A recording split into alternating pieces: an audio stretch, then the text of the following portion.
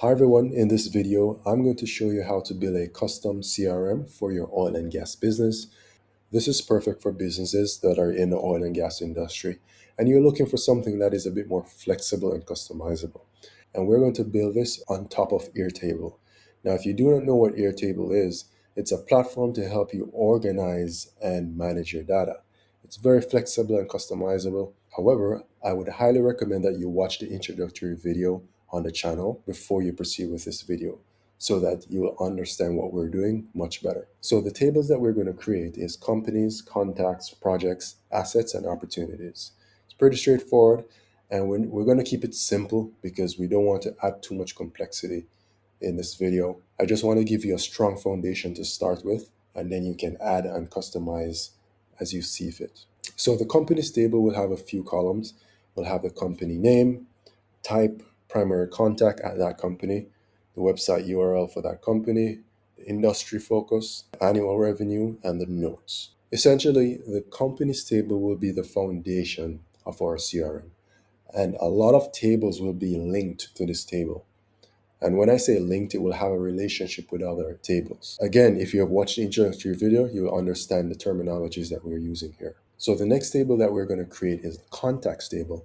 This will have the name, company, job title, email, phone, the LinkedIn URL for the contact, the last contact date, the next follow-up date, and the notes. Pretty straightforward. So the next one is a projects table, which will have the project name, the client, which will be linked to the company's table, the project type, status, start date, end date, project value, and the project manager, which will be also linked to the contacts table. The next one that will be created is the assets table. This will have the asset name, the asset type, location, operator, installation date. The operator will be linked to the company's table because we want to know which company is using which asset.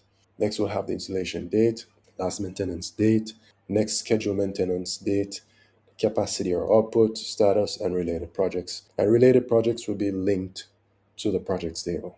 The last table we'll be creating is the opportunities table. This will have the opportunity name, the related company, which will be linked to the company's table, the primary contact, which will be linked to the contacts table, and we'll have the opportunity type, estimated value, probability, the stage, and the expected close date. Now that you have a overview of the tables that we'll be creating, we're going to go into our Airtable account and start the project. So if you're ready, let's get started.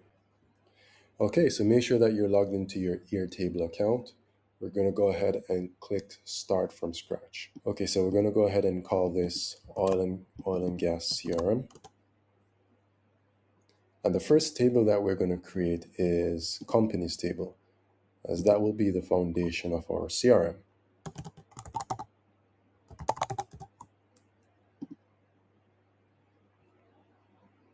Let's go ahead and delete these columns.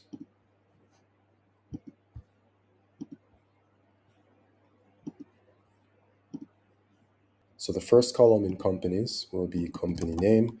That will be a single line text. And the second column will be company type. And we're going to use a single select so that we have a list to choose from. So we have operator, service company, and supplier. Let's click create field. Okay, so we're seeing the options there. Great. The next column will be primary contact. Remember, this will be linked to the contacts table, but we're not going to link it as yet. We're just building out the tables. Then we will work on linking the tables. So let's just select single line text for now. Next field is a website URL.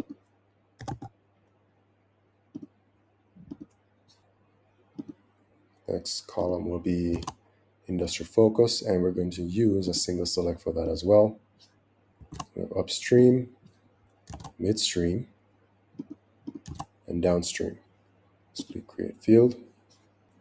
Next column will be annual revenue, and for the field type, we're going to use a currency. And then we're going to add a notes field for any extra information that we want to add. For this, we're going to use long text because you might need to enter a good amount of information. Click create. All right, so our companies table has been created. The next table that we're going to create is our contacts table. So click add, Start from scratch. And we're going to call this table contacts. Let's just delete these fields.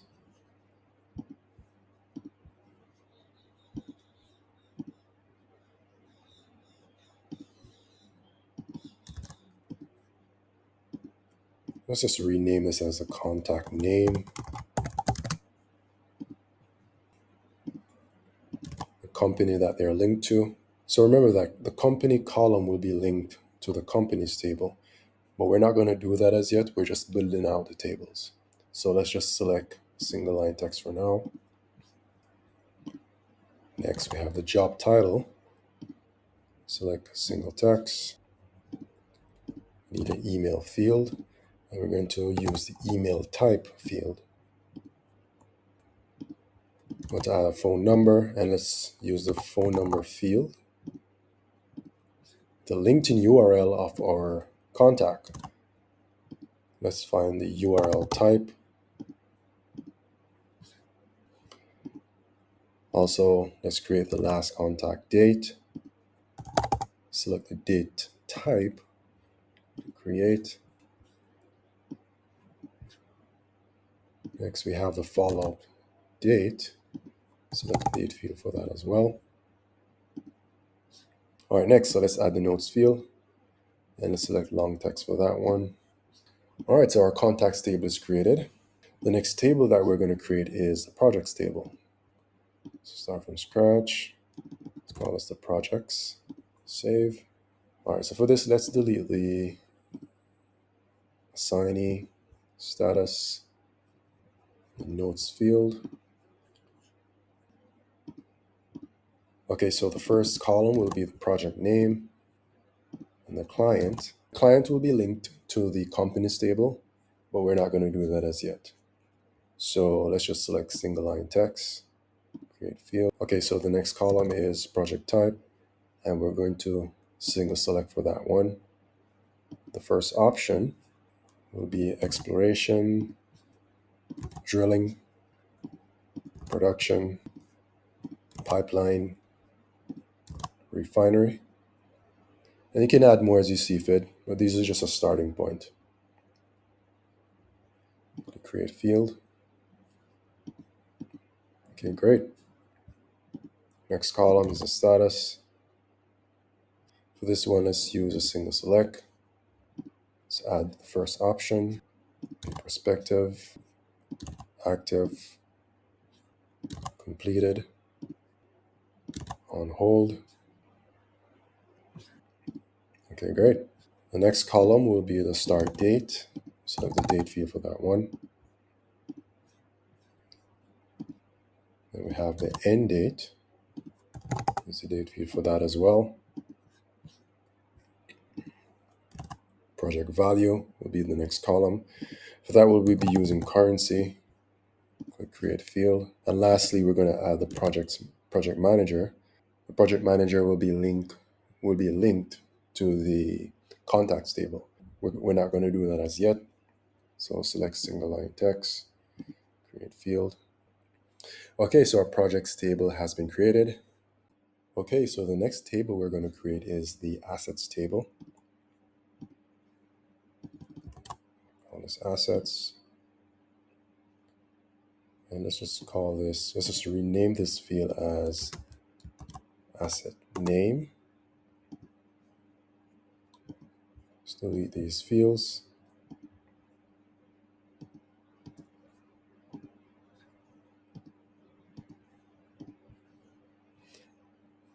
All right, so the next column is asset type. We're going to use a single select. The first option is to be an oil well, gas well, pipeline, storage tank, refinery equipment. Click create. Okay, good. Next column is location. We're going to use a single line text for that. Next will be the operator. Now the operator will be linked to the companies table, but as with the previous tables, we're not going to do any linking as yet. So let's just save this as single line text. Next column is the last maintenance date. It's date type as well. Okay, next column will be next scheduled maintenance. That's a date field. Next column is capacity / output. We're just going to use a number for that field.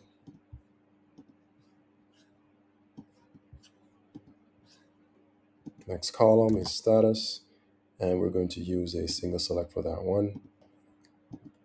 First option is operational. Second one is under maintenance. Oops, need to add some more options. And decommissioned. Now we can click save. And they should all be there. Next column will be related projects. This will be linked to the projects table. But for now, let's just use single text, create field. Okay, so our assets table has been created. So the last table we're going to create is the opportunities table. Let's just get rid of these.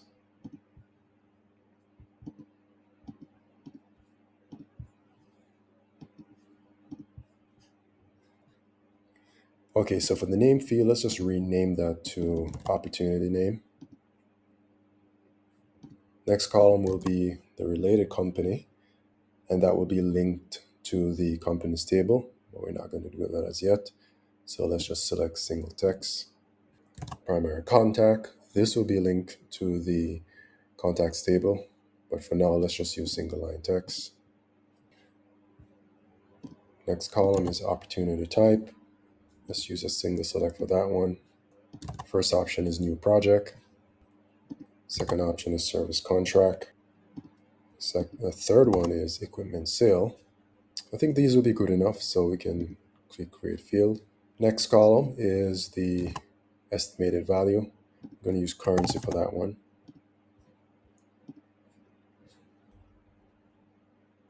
Next column is probability.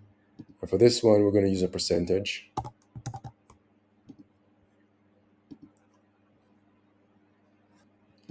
Next column is stage. And this will be a single select. The first option will be prospecting. Second one is qualification. Other one is proposal. Next one is close. The next one will be negotiation. Next one is close one. And the last one is close loss. Click create field. The last column will be expected close date. So this is just when you expect the deal to be closed, or just a timeline, for the deal to be finalized. I'm going to use a date for this one. Click create field. Okay, so our tables has been created. Okay, so now it's time to create the relationships between these tables. The first one I'm going to start with is the company's table. I went ahead and populated it with a piece of data. Now, if you notice, the only field that is not populated is the primary contact. And I did that on purpose so I can show you how the relationship is created. And I also populated the contacts table with a piece of data as well. So the first thing we're going to do is change the field type for the primary contact. We're going to change it from single line text to link another record. And what is the table we wanted to have a relationship with? That will be the contacts table. So we'll select contacts, disable that, go ahead and click save, and go ahead and click skip. And what will happen is when we click into this field, it's going to show us a list of all the records that we have in our contacts table. This makes it easy for us to pull information from one source. So now all I have to do is select John Grant. Now let's go to the contacts table and create a relationship to the companies table. So again, let's change the field type, and we're going to select link to another record. And in this case, we want to create a relationship to the companies table. Disable that, click save, and skip that option. So when you click into this field and click the plus, it's going to show you a list of all the records in your companies table. But in my case, I only have one record. So even if you have 100 records, it's going to be shown in a list here. Okay, so let me select Petromax Energy. And the beauty of this is that if I change, let's say I change the name of the company here and I forgot to put the full name. So let's say it's Petromax Energy Corp. That change will be automatically reflected here. That change will be automatically reflected in the company's table. And let me go ahead and change it back. Remove the corp. Let me go back to the contacts table. As you can see, it was automatically updated. So this makes it very easy to keep data in sync. So you can imagine if you have 20 different tables. If you change one piece of information in one table, it will reflect in the other 19 table. Okay, so I went ahead and did the same thing for the projects table. I added a piece of data here. So this project name is called North Sea Exploration. For the client field, we want to create a relationship with the companies table. So all we have to do is click Edit Field. I'm going to change it to link another record. Select Companies, disallow, and save. So all I have to do is click the plus and select Petromax Energy. So now that we have the companies, contacts, and projects table with some sample data, let's do the same thing for the assets table. So select assets table. For this asset name, I'm going to call it Offshore Rig A. Asset type, let's just select oil well. Location, North Sea, Block 23. And for the operator, we want to create a relationship with the company's table. So we do the same thing. We click Edit, change a field. I'm going to change the field type to link another record. Select Companies table, disallow that, save. So all I have to do is select from the list. Installation date, let me just pick a random date here. Doesn't really matter. This is just for an example. Last maintenance date. Let's put the 9th. Next scheduled, let's put, for the next scheduled date, let's select a random date as well in the future, 24th of September. For the capacity and output, capacity/output, let's just put a random number there as well. And the status, let's say operational. Now, related projects, now we want to connect this field to projects table, right? So we want the project name to show up right here. So what we're going to do, we're going to do the same thing. Click on Edit, change it from single line text, and we want to connect the projects table. Toggle that off. Let's just switch this off. Click Save, and you're going to click the plus. So and as usual, it's going to give a list of all the records in the projects table. So in our case, we only have one, so let's select that. So if I go ahead and change the project name to, let's say, South Sea Exploration, that change is going to be automatically updated here. Doing this makes it very easy to manage large amount of data and records. All right, so the last table we're going to look at is the opportunities table. So let me go ahead and add a sample data here. Let's call this one offshore drilling contract.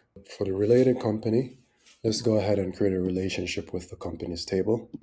So we need to edit and change it to link to another record. I'm going to select companies and click save. So let's go ahead and add the company, Petromax. For the primary contact, we're also going to create a relationship to the contacts table.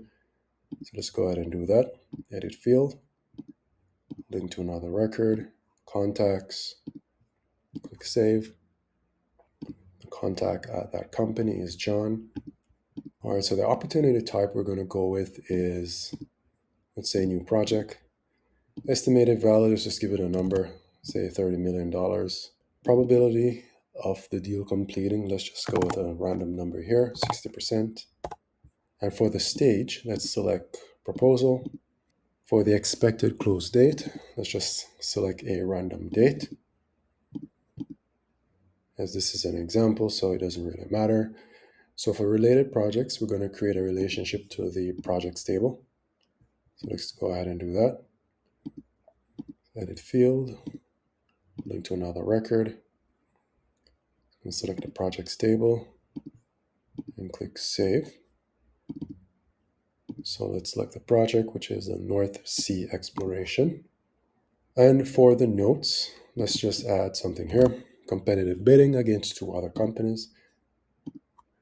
So far, I hope you're seeing how powerful this is and how you can use it within your business to keep track of data and use it as a CRM. It's very customizable and it has a lot more features. And I won't be able to cover every single feature within this video. So the last thing I'm going to show you though is automations. And automation is just a fancy term for when something happens, do this. So let's say that in the projects table, I want to know when the status has changed, whether it changes to prospective or on hold. Send me an email whenever this field change. So I'm going to go to automation and let's click add trigger. And I'm going to select when record updated. So look at the extreme right, you're going to select the table. You're going to select the projects table and you're going to select the field that you want to keep track of or the field that you want to watch, which is status. So you're going to click use suggested record. And then you're going to add the logic to send the email to let you know that something has changed within that field. So you're going to click send email. And let's just call this project status updated. And I want to send the notification to this email.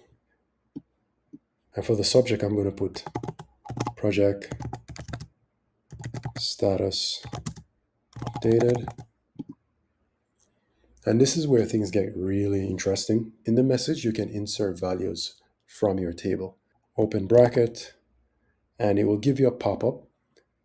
So I want to use the name of the project. So project name was updated. Project name status was updated to open bracket. And let's search for status. Project status was updated to open bracket. Let's type in status, full stop. So you can add more information here. I'm just showing you an example of how you can insert variables. And variables are just placeholder, which represent the value that is in your table or the value of a record. All right, so let's go ahead and test this. Generate preview. Okay, so let's turn on that automation. So I'm going to go back to my table. So I'm going to go ahead and change it from active to on hold. Okay, so let's go back to automation, refresh. Okay, let's give this a few seconds for it to send the email. All right, so I'm checking my email and it shows that project status updated. And it shows that the North Sea exploration status was updated to on hold. So as you can see, you can do a lot of things in Airtable. And this is just a quick overview. So as you can see, you can use Airtable to keep track of your data and create automations that notify you of certain things. There are so many powerful things you can do in Airtable. And unfortunately, we won't be able to cover all of this within one video. So I hope you found this video helpful. It's a great starting point. If you have any questions, leave them in the comments below. And also, just to let you know, if you're interested, I'm in the process of creating the most comprehensive Airtable course. It will show you the ins and outs and how you can create some powerful automations and use it within your business.